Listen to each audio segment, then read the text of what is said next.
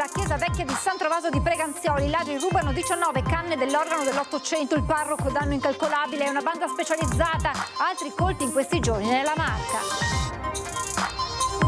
Portato in aeroporto per essere espulso, prima ha fatto finta di svenire e poi ha tentato la fuga. Protagonista un marocchino di 40 anni che si era stabilito a Montebelluna dedicandosi a furti e spaccio. Incidenti stradali, reputo shock nella Marca, più morti rispetto all'anno scorso, raddoppiate le vittime over 60 ed è boom di ubriachi al volante. Autovelox non omologati, il prefetto di Treviso replica l'associazione di utenti della strada che lo ha denunciato insieme ai sindaci. Sono a posto, dice, con la mia coscienza. Ragazzino minacciato da una banda di pusher minorenni per un debito di droga, ma all'appuntamento per saldare i 200 euro si presenta con i carabinieri che arrestano i giovanissimi. È successo a Vedelago. 10 anni fa rifrontolo l'esondazione del torrente Lierza, la tragedia delle 4 vittime al molinetto della Croda. Gli ho sempre davanti agli occhi il racconto di uno dei testimoni. Domani Giancarlo Gentilini compie 95 anni, alle 21 una puntata speciale di La nostra storia. Nella sua casa lo sceriffo si racconta ai microfoni di Lucio Zanato. Bagno di folle e festa ieri sera per il ritorno a casa delle friulane Mara Navarria e Giulia Rizzi, componenti del quartetto Rosa di Scherma Oro Olimpico a Parigi 2024, che si allenano al Centro CONI di Treviso. Buonasera, ben ritrovati con l'edizione trevigiana dei nostri telegiornali. In primo piano dunque l'ondata dei furti che non si arresta nella Marca trevigiana e questa volta a finire nel mirino dei ladri anche una chiesa. Si tratta della chiesa di San Trovaso di Preganziolo, rubate alcune canne dell'antico organo ottocentesco, danno incalcolabile, dice il parroco, che ora si trova costretto a chiudere le due chiese. Hanno portato via 19 canne dell'organo antico del 1849. È un danno abbastanza serio. Anche le parrocchie bersaglio dei ladri, in azione martedì a San Trovaso, a sparire le canne più piccole dell'antico organo della vecchia chiesa della frazione di Preganziol, un danno morale ed economico per l'intera comunità. Soprattutto moralmente prima di tutto e poi economicamente è un danno incalcolabile, perché non si possono fare le canne con i metodi di allora adesso. Il furto in pieno giorno con i malviventi che hanno approfittato del fatto che la chiesa fosse accessibile. Come succede sempre, infatti, viene aperta alle 7 e chiusa alle 19. Io ho visto un furgone insolito, ma pensavo fosse quello dell'idraulico, perché c'era una perdita d'acqua lì. Invece erano loro. In pieno giorno? In pieno giorno, tra l'1:30 e le 2 del pomeriggio. I ladri, una volta all'interno, hanno staccato dalla parete il quadro raffigurante la Via Crucis e dopo averlo poggiato delicatamente a terra hanno utilizzato una scala per raggiungere l'organo e portare a termine il colpo. La settimana precedente anche la chiesa più grande era stata oggetto di vandalismi e furti, sparita la tastiera dell'organo. La cattiveria, diciamo così, hanno forzato la vetrinetta, portato via il portachiavi, per cui ho dovuto rifarmi tutte le chiavi che era dentro la vetrinetta con le chiavi che avevo io. Ma il furto di San Trovaso non è un episodio isolato. Purtroppo ho saputo che anche altre parrocchie, anche ieri, sul Veneziano, non mi ricordo più il nome della parrocchia, e la volta prima a Mogliano Veneto. Noi pensiamo sia sicuramente furti di commissione, su commissione. Furti e vandalismi che hanno spinto Don Daniele ad affiggere questi cartelli che avvertono i fedeli che le due chiese, solitamente sempre aperte, saranno accessibili solamente durante le funzioni religiose. Finché non ci mettiamo delle fotocamere ci organizziamo in modo diverso, quindi è un danno economico anche da quel punto di vista, chiaramente. Ladri insomma sempre più senza scrupoli che non si fermano di fronte a nulla, nemmeno davanti ad una chiesa. E lì hanno altri scopi, il dio denaro vale più del dio nostro. Portato in aeroporto per essere espulso, prima ha fatto finta di svenire e poi ha tentato la fuga. Protagonista un cittadino marocchino di 40 anni che si era stabilito a Montebelluna dedicandosi a furti e spaccio. È stato portato all'aeroporto di Bologna per essere espulso dal territorio nazionale, ma una volta in pista prima ha fatto finta di svenire, poi ha approfittato della situazione ed ha tentato la fuga, ma è stato immobilizzato. Si tratta di un cittadino del Marocco che è arrivato a Montebelluna nel 2023 a piedi, dopo aver attraversato la Spagna, la Francia fino al confine di Ventimiglia. Una volta raggiunta la Marca si è dedicato alla sua attività criminale. Immediatamente è stato attenzionato dai carabinieri del nucleo operativo radiomobile. L'uomo a Montebelluna dell'Una si è reso responsabile di svariati reati inerenti in particolar modo la cessione di stupefacenti e reati contro il patrimonio. Non solo, ma lo straniero aveva dei precedenti penali in essere a marzo di quest'anno, per i quali è stato condannato ad 1 anno e 6 mesi di reclusione. Così, su proposta dei militari dell'Arma, il questore di Treviso Manuela De Bernardin, a seguito del provvedimento di espulsione emesso dal prefetto di Treviso, ha disposto l'accompagnamento alla frontiera per il suo definitivo allontanamento dal territorio nazionale. Incidenti stradali, report shock nella Marca, più morti rispetto all'anno scorso e raddoppiate le vittime over 60 ed è boom di ubriachi al volante. Un report con luci e ombre, quello sui dati dei primi 7 mesi sulle strade trevigiane. Se da un lato diminuiscono gli incidenti, dall'altro aumentano le vittime, che passano da 32 a 35. E se si abbassa il numero delle vittime delle stragi del sabato sera, dall'altro aumenta esponenzialmente il numero delle persone trovate ubriache al volante, quasi 300 in più rispetto al 2023. 8 gli under 30 deceduti sulla strada, mentre ben 22 tra gli over 60. Le vittime da incidentalità stradale sono passate da 33 a 35 con un numero di incidenti comunque molto inferiore, quindi abbiamo di incidenti con più mortalità. Il dato fa riflettere perché evidentemente ci sono delle cause che coinvolgono attori diversi e che producono questi dati. Mi spiace vedere che la fascia più colpita è quella degli over 60. Diminuiscono i verbali di sanzione e sospensione di patente, quasi 1 migliaio in meno. Rispetto invece al 2022 sono in aumento, sia nel 2023 abbiamo avuto un aumento di tutti i provvedimenti di espulsione e in particolare per guida in stato d'ebbrezza.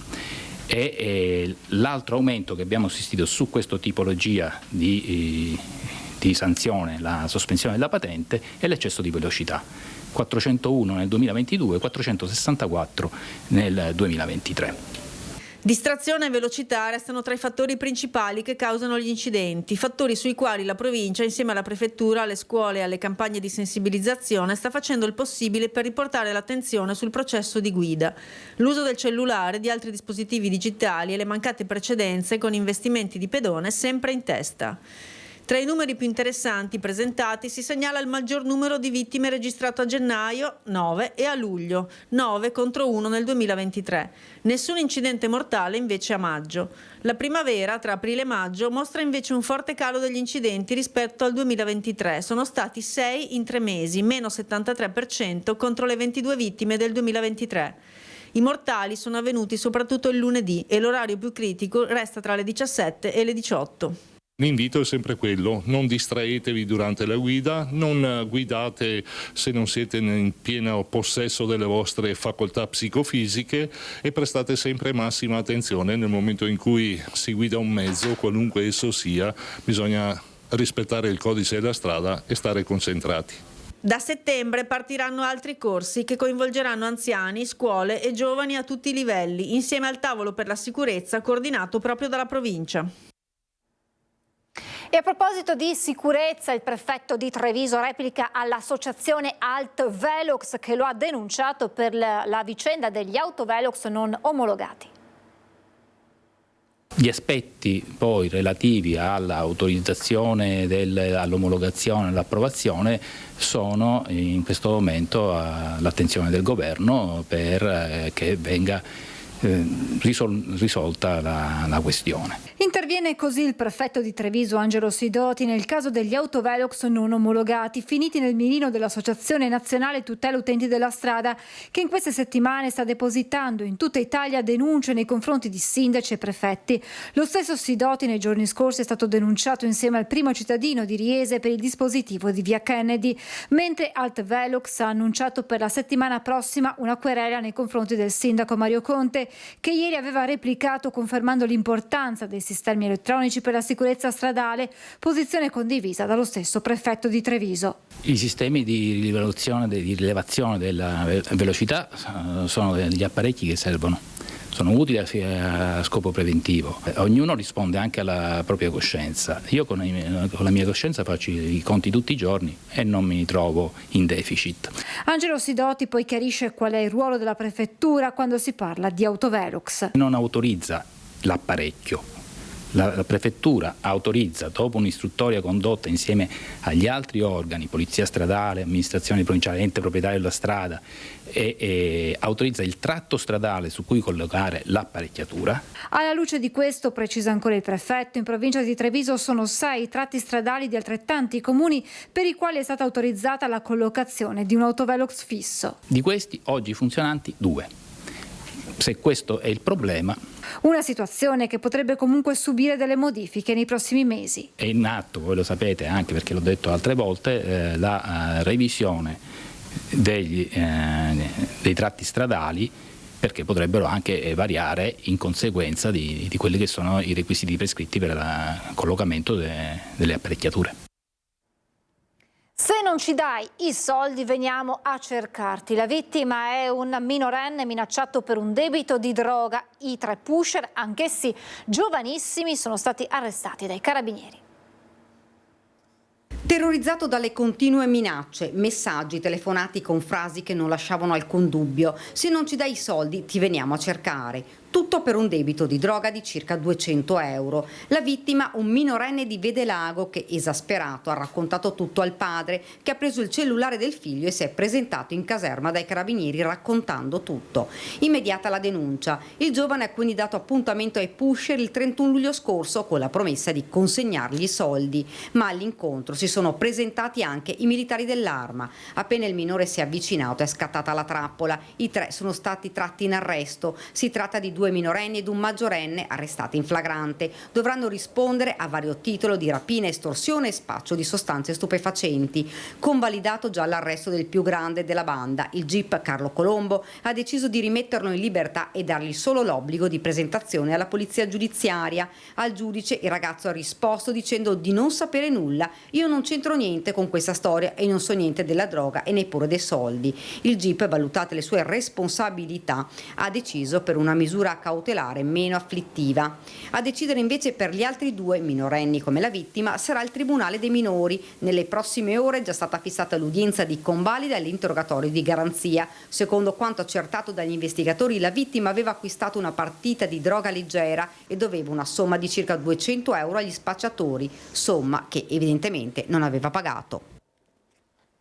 Ieri sera nel nostro telegiornale vi abbiamo raccontato dell'ennesima rissa nella zona di Piazza Borsa in centro a Treviso, accaduto all'interno del supermercato PAM, quando 3 giovani avrebbero attaccato un quarto ragazzo in una presunta resa dei conti. La vittima è stata poi medicata e trasportata al Cafoncello. In 3 contro 1 e hanno rischiato di ammazzarlo di botte proprio all'entrata del supermercato PAM. Ieri l'ennesima rissa nel cuore della città, in uno dei quadranti più martoriati dalla microcriminalità. Verso le 18:15 un gruppetto di ragazzi si è preso a botte, apparentemente per un regolamento di conti tra loro, ma che rischiava di costare la vita ad uno di questi.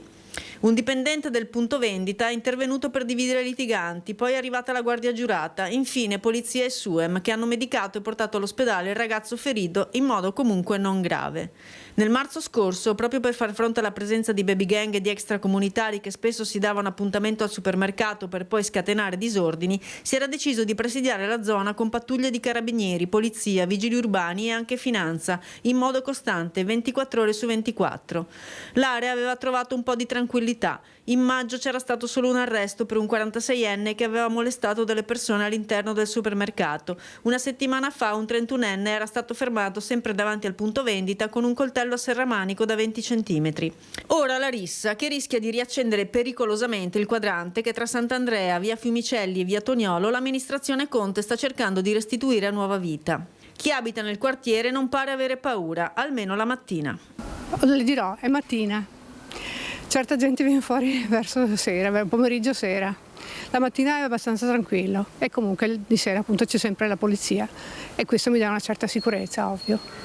Siccome sono tanti anni che si verifica in questi fatti, diciamo, persone di ogni tipo, tossici, extracomunitari che non fanno niente, insomma, e poi lo sporco che lasciano, oltre al fatto che facevano anche i loro bisogni, insomma, davanti a tutti nei giardini.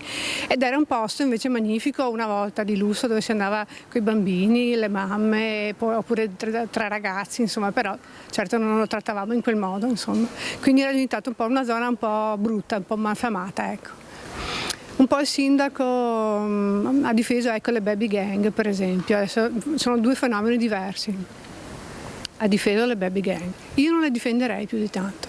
Questo potrebbe essere un monito per il futuro.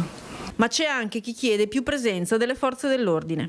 Fenomeni di violenza purtroppo ci sono, come in ogni città, e quindi vanno solamente governati e bisogna aumentare il presidio sicuramente delle forze dell'ordine e bisogna dare più possibilità alle forze dell'ordine di poter agire.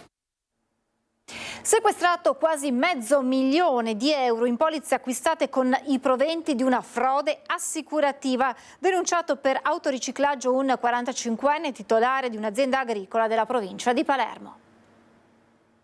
Abbiamo scoperto che un imprenditore della provincia di Palermo, già indagato per frode assicurativa, ha reinvestito i proventi derivanti da falsi sinistri per cui aveva ottenuto indennizi per €435.000 nell'acquisto di 3 polizze vita. Polizze messe sotto sequestro per un valore totale di quasi €500.000 e acquistate per ostacolare l'identificazione della provenienza illecita dei proventi.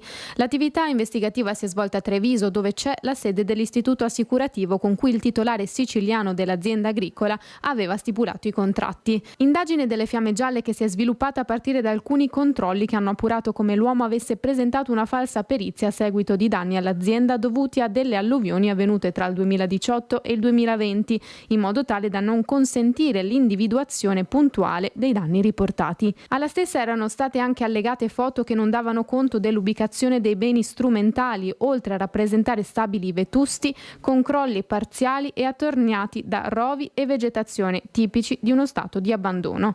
Risarcimenti tenuti in stand-by per 3 anni per eludere eventuali controlli. Si tratta di un intervento che dimostra la capacità della Guardia di Finanza di intercettare le condotte di autoriciclaggio e riciclaggio ricorrendo all'utilizzo del sistema bancario per scopi illeciti. Effettuiamo in effetti un continuo monitoraggio delle operazioni finanziarie più salienti e interveniamo in raccordo con la competente autorità giudiziaria. Lasciamo per un attimo la cronaca trevigiana e ci spostiamo a Venezia per l'inchiesta che ha travolto l'amministrazione comunale, perché per la prima volta dall'avvio proprio dell'inchiesta il sindaco di Venezia Luigi Brugnaro ha parlato davanti al Consiglio in una seduta straordinaria infuocata a Mestre. Faccio un appello a me stesso. Luigi, tieni duro, personalmente, perché è difficile. Non vengo qua a fare il fanfarone, non è facile, con la gente che ti urla dietro. Luigi Brugnaro non si dimette. Per la prima volta dallo scoppio dell'inchiesta che ha travolto l'amministrazione comunale, il sindaco di Venezia parla davanti al Consiglio. Parla mentre fuori il municipio di Mestre è blindato da un cordone di forze dell'ordine e circondato da centinaia di manifestanti che chiedono a gran voce le sue dimissioni. C'è tanta gente che mi conosce da tanti anni, sono 63 anni, non ho mai rubato uno stuzzicadente. Ma dico, una domanda se la farà un attimo, dopo aver architettato che qua è un sistema malavitoso. Tra le poche persone cui per limiti di spazio è stato concesso l'ingresso in municipio, diverse commenteranno polemicamente tutto l'intervento del primo cittadino.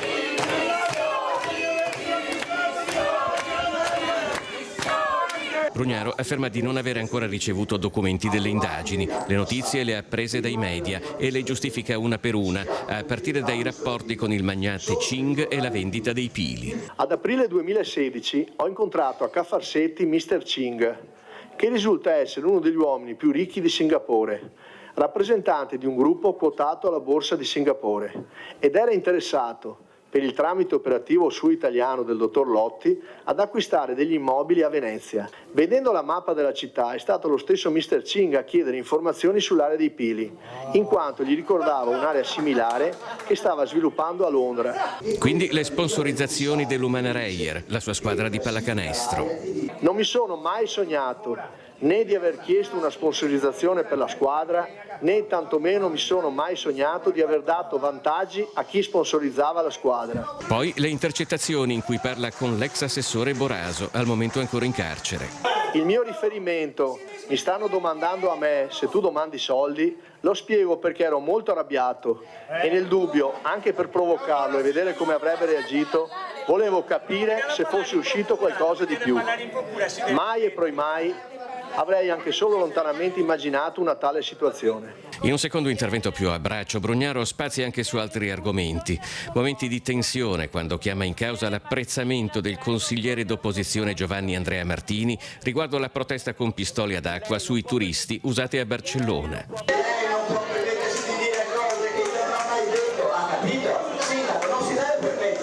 Brugnaro si è accommiata citando le dichiarazioni dell'ex presidente della Liguria Giovanni Toti, da poco uscito dagli arresti domiciliari, col quale aveva fondato la lista elettorale Noi Moderati durante le ultime elezioni politiche. Ho pagato sulla mia pelle un conto salato, perché mi sono opposto a un modello moralistico, giustizialista e pauperistico, impregnato dalla cultura del sospetto verso chi lavora.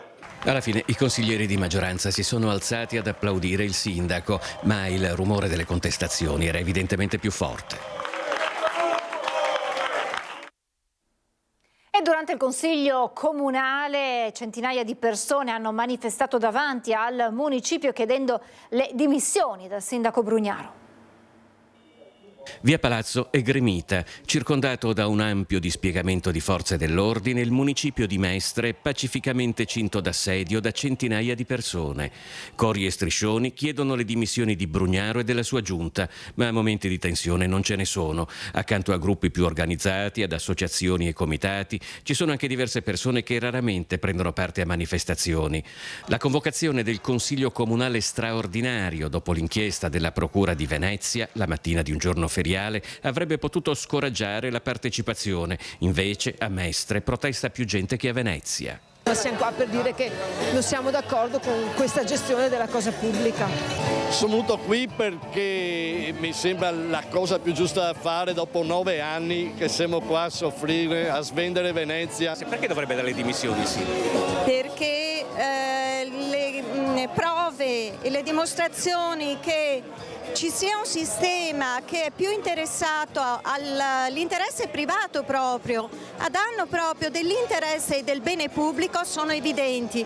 Il grande conflitto di interessi che c'è tra il Brugnaro, imprenditore dai vasti orizzonti, e il Brugnaro amministratore, credo sia sotto gli occhi di tutti. Si metterà a fare la vittima di una situazione, di un complotto probabilmente, chi lo sa. C'è un sistema corrotto e una giunta senza dignità che per noi vanno cacciati. In un angolo ci sono anche alcuni sostenitori del sindaco, capitanati dal presidente della municipalità di Chirignago e Zelarino, Francesco Tagliapietra. Non c'è solo una fazione, ma c'è la città. Noi facciamo parte della città che è vicina a Luigi Brugnaro. Lui ha diritto di stare, per conto mio. Dopo, se ha sbagliato, io le do fuoco prima io.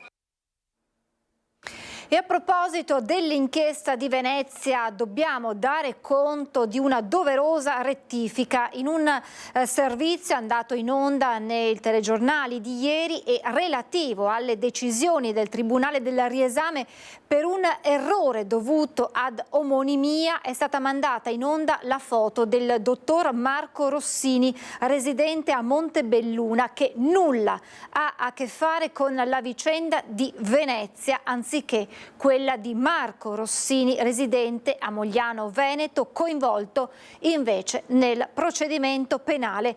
Ci scusiamo dunque con il dottor Rossini di Montebelluna per l'errore nel servizio. E torniamo adesso alle notizie da Treviso, la politica con Gigi Calesso che risponde agli attacchi del sindaco Mario Conte e dell'assessore Andrea De Checchi. Mi ero dimesso da tutti gli incarichi, sottolinea il leader di Coalizione Civica. Un attacco personale al quale non posso non rispondere, lo definisce così Luigi Calesso, l'atto accusatorio del sindaco e dell'assessore alla mobilità che l'altro giorno lo chiamavano in causa come corresponsabile dell'approvazione del piano di lottizzazione Repubblica 1, in quanto consigliere ambientale della giunta Manildo.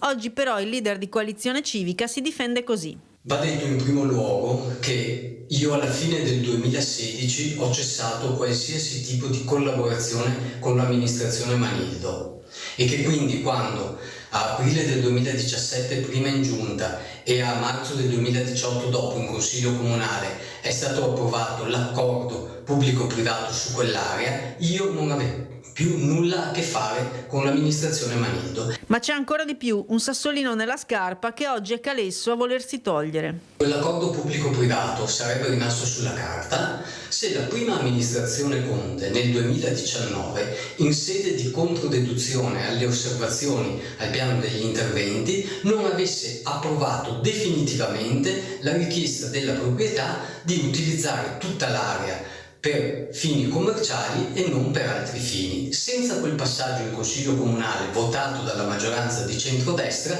l'accordo pubblico-privato siglato dall'amministrazione Manildo non avrebbe più avuto alcun valore. Infine, Calesso non ci sta a sentir dire dal sindaco che non ha mai approvato lottizzazioni a fini commerciali che prevedano nuovi supermercati. Sono stati approvati dall'amministrazione Conte di recente, negli scorsi mesi, nelle scorse settimane, 2 piani di lottizzazione che prevedono realizzazione di strutture commerciali. Quello di Sant'Antonino alla rotonda dell'ospedale lungo la tangenziale e quello in via Cattaneo, dove verranno realizzati una struttura commerciale e un albergo. Il problema vero di questa amministrazione sia quello di sostenere una narrazione green che non ha fondamento nei fatti. Capisco il loro nervosismo. Si perdono di vista durante una camminata sul Grappa, paura per una coppia di settantenni. Brutta avventura per una coppia di escursionisti di Marostica, entrambi settantenni, che si sono persi durante una camminata sul Grappa. A dare l'allarme è stato l'uomo che nel frattempo era riuscito a raggiungere l'auto perché non aveva più notizie della compagna. Sono stati mobilitati l'elisoccorso e una squadra del soccorso alpino della Pedemontana del Grappa con 2 mezzi e 5 tecnici. Sul posto il SUEM di Pedemontana Emergenza con ambulanza fuoristrada, medico e infermiere che hanno recuperato l'escursionista e caricato in ambulanza per poi spostarsi verso Malga Paradiso. Qui è stata avvistata la donna che era stata aiutata nel frattempo da un altro turista che vedendola in forte difficoltà l'aveva immediatamente soccorsa e accompagnata alla base. Ci fermiamo per qualche istante di pubblicità, tra poco.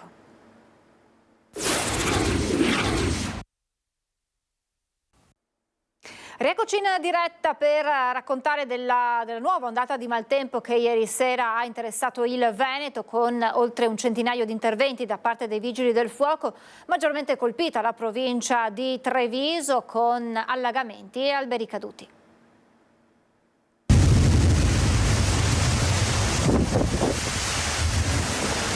Sono stati una sessantina gli interventi dei Vigili del Fuoco nella Marca Trevigiana, una delle province maggiormente colpite dalla nuova ondata di maltempo che ha interessato la nostra regione.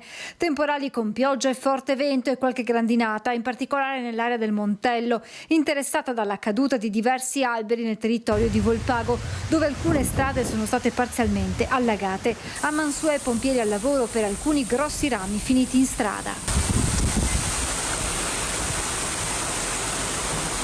A Oderzo un albero è caduto su una linea di bassa tensione nella frazione di Frattavecchia, rimasta senza luce. Sul posto i Vigili del Fuoco che hanno lavorato per rimuovere la pianta, mentre i tecnici dell'Enel sono immediatamente intervenuti per ripristinare la situazione. Una cinquantina le chiamate di intervento nella zona per blackout che ha interessato anche Piavone e le aree limitrofe. A monitorare la situazione gli uomini della Protezione Civile insieme all'assessore alla sicurezza Alessio Basso. Attenzionati soprattutto i sottopassi che fortunatamente non hanno destato preoccupazione preoccupazione. Interventi invece per alcuni rami caduti in mezzo alla strada. Diversi blackout sono stati registrati anche nelle zone del Monte Bellunese e a Treviso, nel quartiere di Santa Maria del Rovere, dove la mancanza di corrente ha mandato in tilt i semafori. Nella Castellana forte pioggia, ma fortunatamente senza i danni causati dalle precipitazioni dello scorso giugno. La zona Castelfranco ha fatto circa 40 mm nell'arco di un'ora ed avevano cominciato ad invasare la cassa di laminazione di Castello di Godego. Fortunatamente le precipitazioni si sono spostate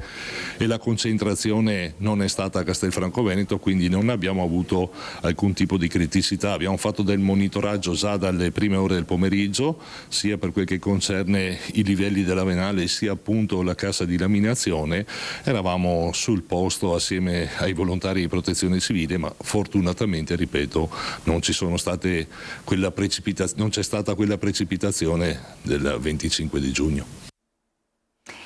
E il 2 agosto di 10 anni fa al Molinetto della Croda di Refrontolo quasi un centinaio di persone si ritrovarono per una cena tutta al maschile, una serata di festa che si trasformò nella tragedia nella quale persero la vita 4 uomini.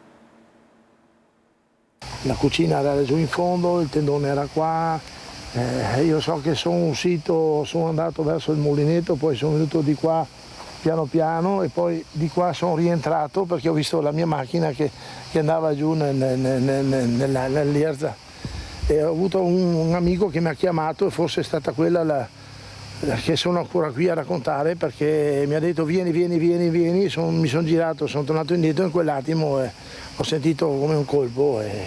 È tutto stampato indelebilmente nella sua memoria, una memoria di chi ha visto trasformarsi la sua festa in tragedia. E ancora oggi, 10 anni dopo, quel sabato sera del 2 agosto 2014, sembra di risentire le voci e i suoni di quel disastro. Qui siamo bloccati al Molinetto della Croda. Sì. E abbiamo anche un ferito, perché l'acqua adesso è venuta, l'acqua è andata scaricata, adesso abbiamo un ferito anche abbastanza grave. L'acqua non si vedeva neanche il guardrail là di legno, cioè l'acqua era proprio sulla strada, era alta come il guardrail, perché il guardrail non si vedeva, insomma. Noi eravamo di là, vicino dove c'è quel muretto là, a aspettare i ragazzi che c'erano appesi su qua, su per i pali, su per gli alberi, tutti che urlavano. Poi il resto vai su in cima da gentilezza dei 2 fratelli Lorenzon che ci hanno accettato. Io sono stato il primo a arrivare, ho soccorso, io sono stato il primo, mia casa è qua. Abbiamo appeso le corde dai pali, abbiamo fatto il tiro alla fune e li abbiamo salvati tutti quanti, però ci sono stati 4 morti. Fabrizio Bortolin, Maurizio Lot, Luciano Stella, Giannino Breda sono stati inghiottiti dalle acque ed ora sono ricordati da questo cippo accarezzato da Massimo e sul quale Maurizio Bernardi ha deposto una composizione di 4 colori, in ricordo degli amici scomparsi. C'è dolore nel ricordo e ogni volta che passo di qua guardo il campo qua dove c'era il tendone e rivedo l'immagine di questa disgrazia che è venuta in poco tempo, perché è una cosa indescrivibile. Adesso se ne vedono tante in giro, ma quella era la prima bomba d'acqua che succedeva nella zona. Accanto alla consapevolezza dell'imponderabile. E poi le chiacchiere sono state tante, ma potevano uscire qua e là su giù. Non so, io rimango sempre della nostra opinione che noi quello che abbiamo potuto fare l'abbiamo fatto. A distanza di 10 anni di questa storia rimane l'aria, con il cippo in parte coperto dai rami e 4 panchine anonime. E se non fosse per l'ordinanza appesa dal 2016, qui della tragedia non ci sarebbe testimonianza evidente. Un artista del luogo si era offerto di forgiare una scultura in ferro, ma la sensazione, ci dicono, è stata che a un angolo paradisiaco per i turisti non si può abbinare una tragedia del genere. E allora il ricordo rimane nei cuori. Io questi 4 ragazzi qua li ricordo sempre. E adesso è il momento di conoscere le previsioni per i prossimi giorni, in particolare per questo fine settimana, con il generale Giancarlo Iannicelli. Siamo ancora sotto l'azione dell'anticiclone delle Azzorre, ma come vedete dall'analisi al suolo siamo proprio ai limiti di questo anticiclone, quindi siamo protetti dal grosso dei sistemi perturbati, invece siamo scoperti da infiltrazioni di aria fresca che da nord interessano le nostre zone. E gli effetti sono i temporali che continueranno a interessare nel corso della settimana sui rilievi e potranno interessare anche in pianura questa sera. Poi si esaurirà in parte questa tanta energia che è presente nei bassi strati, quindi dovremo avere un periodo di stabilità, di vera stabilità. Più in dettaglio, quindi ripeto, dopo ancora possibilità temporali questa sera, cielo in prevalenza sereno per domani, per domenica, ma gran parte della prossima settimana. I venti saranno deboli in direzione variabile, naturalmente durante il temporale avremo dei rinforzi anche di una certa consistenza, ma saranno molto localizzati. E le temperature, le minime 22, 23, 24 gradi, le massime si mantengono alte, si sono leggermente abbassate, però avremo ancora 32-33 gradi nei prossimi giorni, e addirittura poi la prossima settimana raggiungeremo di nuovo i 35 gradi. L'alta di gradi che è previsto poco mosso. È tutto. E domani un compleanno speciale. Giancarlo Gentilini compie 95 anni e Antenna 3 gli dedica la prima serata, una puntata speciale della nostra storia dove lo sceriffo di Treviso dalle 21 commenterà immagini e filmati dal 1929 ad oggi. Ordine, disciplina e non vuole che Treviso venga un centro di droga, di prostituzione e di intrallazzi. Questo è il compito e questo è il messaggio che io do a tutti i cittadini. È solo uno dei tanti contributi che abbiamo preparato per i 95 anni di Giancarlo Gentilini e che commenteremo insieme al protagonista domani sera dalle 21 nella prima serata di Antenna 3. Un omaggio dalla nostra emittente per una personalità che ha firmato un capitolo lungo 20 anni della millenaria storia di Treviso. Osannato, criticato, studiato, ma soprattutto copiato, Gentilini passa alla storia per aver creato un nuovo stile in tutta Italia di amministrazione comunale. Amato o odiato, c'è chi come il presidente di Cassamarca, banca dove Gentilini ha curato l'ufficio legale per 35 anni, che lo commentava così. È impossibile dare spiegazione a Gentilini, vale il Vangelo, agli occhi non vede, alle orecchie non sente. Poi ho un vecchio di 80 anni. Non vede niente, non sente niente, solo i tombini e i marciapiedi. Che resti là?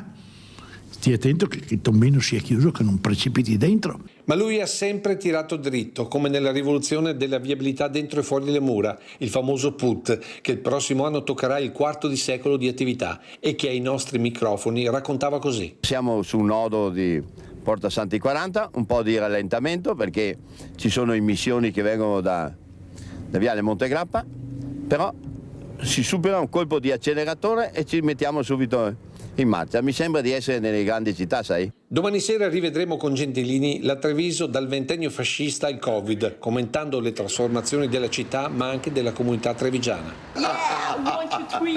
Ecco, siete bellissima accoglienza. Cosa volete di più? Siete un sindaco di razza Piave? Il traguardo dei 95 anni di Giancarlo Gentilini domani sera dalle 21 nella prima serata di Antenna 3. Il nostro e il vostro regalo di compleanno al sindaco di Treviso per sempre. E ieri sera le friulane Mara Navarria e Giulia Arrizzi, stiamo naturalmente parlando delle Olimpiadi di Parigi, componenti del quartetto rosa di Scherma Oro Olimpico e che si allenano al centro CONI di Treviso, sono state accolte da un bagno di folla al loro arrivo all'aeroporto di Trieste.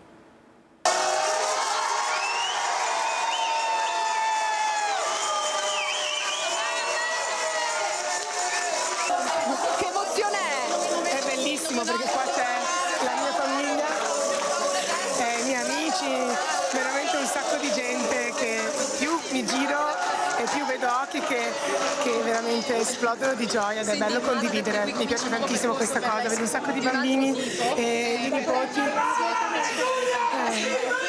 è veramente...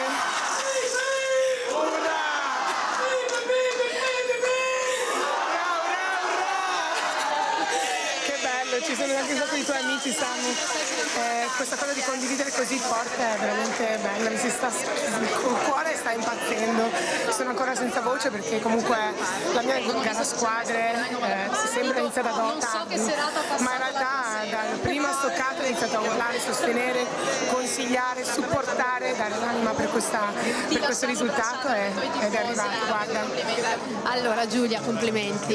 Che emozione è tornare a casa con la medaglia d'oro al collo? È bellissimo, un'emozione incredibile, ancora non riesco a realizzare quello che abbiamo fatto, per me è stata un'impresa unica con i miei compagni di stanza, scusami, sono ancora con la testa al villaggio, con i miei compagni di squadra, è tutto stupendo, un sogno che si realizza dopo tanti anni e sono la persona più felice del mondo.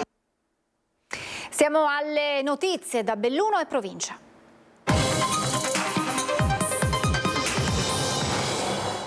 Legacy pista da bob, c'è la disponibilità della Regione e del Comune di Cortina di rivedere l'accordo di programma che prevede l'utilizzo del fondo dei comuni di confine per la manutenzione trentennale dell'impianto. È quanto è emerso stamattina al termine dell'assemblea dei sindaci convocata a Palazzo Piloni. La Regione ha avuto l'umiltà di dire parliamoci, rivediamo la cosa e riflettiamo. Il fondo dei comuni di confine non è un bancomat, l'ha capito la Regione Veneto che stamattina attraverso il suo segretario generale della programmazione Maurizio Gasperini ha sostanzialmente fatto dietro fronte sulla previsione del ricorso alle risorse del fondo per garantire la continuità della pista da bob nel post Olimpiadi, riportato nello schema di accordo di programma per la gestione della Legacy dell'impianto Eugenio Monti, quella che per intenderci fa perdere il sonno al sindaco di Cortina. 1,5 milioni per 30 anni, i costi finora ipotizzati ma mai certificati nel piano industriale che Simico deve ancora presentare. È la sintesi di tutta la questione, infatti quando abbiamo sentito che mancava tutto questo preambolo ci siamo guardati in faccia e abbiamo detto: ma di cosa stiamo parlando? Perché di cosa stiamo parlando? Se non abbiamo neanche i numeri. I sindaci convocati questa mattina a Palazzo Piloni in una riunione a porte chiuse dal presidente del fondo Dario Bonda si sono guardati in faccia e tutti, eccetto gli assenti, Lozzo, Rivamonte, Roccapietore, San Nicolò, San Tommaso e Vallada, hanno confermato la loro netta contrarietà all'utilizzo del fondo per pagare i costi della pista da bob, tanto più che il comune di Cortina sarebbe in grado di provvedervi in totale autonomia. I sindaci sono stati bravi. Non hanno insultato nessuno, non hanno attaccato nessuno, a bassa voce hanno elencato tutti i problemi che hanno e hanno fatto osservare che se si deve tirare fuori qualcosa in termini di spesa corrente, cioè soldi di pronta cassa, non c'è solo il bob, ma ci sono anche gli studenti, i servizi sociali, la sanità, le famiglie che cominciano ad avere dei grossi problemi. Non è nostra intenzione lasciare sola Cortina, che ha un valore aggiunto, ma nemmeno firmare un assegno in bianco, ha detto il presidente della provincia Roberto Padrin, che ha ribadito qual è l'ambito di competenza dell'amministrazione provinciale nella partita olimpica. Cortina, io sono convinto che ce la possa fare anche autonomamente, attraverso degli investimenti che sono stati fatti nella Skyline e in altri investimenti che lo Stato ha fatto proprio in chiave olimpica, ma noi siamo qua per capire, soprattutto dopo l'approvazione e la bollinatura del piano industriale, quale strade si possono perseguire. A settembre, forse ottobre, non si sa, il piano industriale di Simico metterà nero su bianco i costi effettivi che potrebbero essere nettamente inferiori rispetto a quelli riferiti al vecchio impianto. Incassata la disponibilità della Regione probabilmente a emendare lo schema dell'accordo di programma, resta un unico cruccio sul futuro dei fondi che allo Stato non possono essere utilizzati per la spesa corrente. Il presidente Bonda è convinto che in qualche cassetto della Regione ci sia una bozza per la modifica dell'intesa sottoscritta dai membri del comitato di gestione e lo si sa benissimo, se si va in Parlamento si rischia grosso. Licenziamenti in tronco, mancati rinnovi dei contratti a termine, cessione di ramo d'azienda, crisi in 2 aziende del territorio, a Sedico e a Feltre, e sciopero stamattina di 4 ore indetto dalle categorie di CGIL e CISL. Sciopero a Sedico e sciopero a Feltre con FIOM CGIL e FIM CISL schierate assieme su entrambi i fronti. A Sedico la preoccupazione per i dipendenti di HPO, che verrà smembrata con 14 dipendenti su 80 trasferiti a Castelfranco Veneto e gli altri a Belluno, ma per una produzione prevista che sarà solo il 50% di quella attuale, con il dubbio che anche il numero dei dipendenti poi possa subire la stessa riduzione. Oggi abbiamo 2 scioperi in provincia di Belluno, uno qui alla HPO Iber Polaris di Sedico e uno alla Hydro Extrusion di Feltre. Qui il problema è che questa azienda ha annunciato da tempo una riorganizzazione che comporterà lo spostamento di tutte le produzioni. In una prima fase c'era stato garantito che le produzioni oggi qui sarebbero spostate a Belluno, quindi a pochi chilometri da qui, 4-5 chilometri, e quindi con nessuna ricaduta occupazionale. 2 giorni fa invece l'azienda ci ha comunicato che faranno una cessione di ramo d'azienda e quindi il marchio Iber, che è uno dei 2 marchi prodotti qui, sarà trasferito a Castelfranco Veneto e nel trasferimento del ramo d'azienda ci saranno anche 14 lavoratori. A Feltre invece Hydro avrebbe lasciato ancora una volta a casa i dipendenti a tempo determinato, una quindicina di persone che entrano e escono dall'azienda a seconda dell'aumentare o diminuire del lavoro. In più c'è il caso del licenziamento di un dipendente a tempo indeterminato, reo di una infrazione al regolamento interno che per le rappresentanze sindacali non è ragione sufficiente per il licenziamento in tronco. A Feltre invece Hydro Extrusion, come sempre, quando calano i volumi non rinnova i contratti in somministrazione scaduti. Per noi questa è una cosa inaccettabile.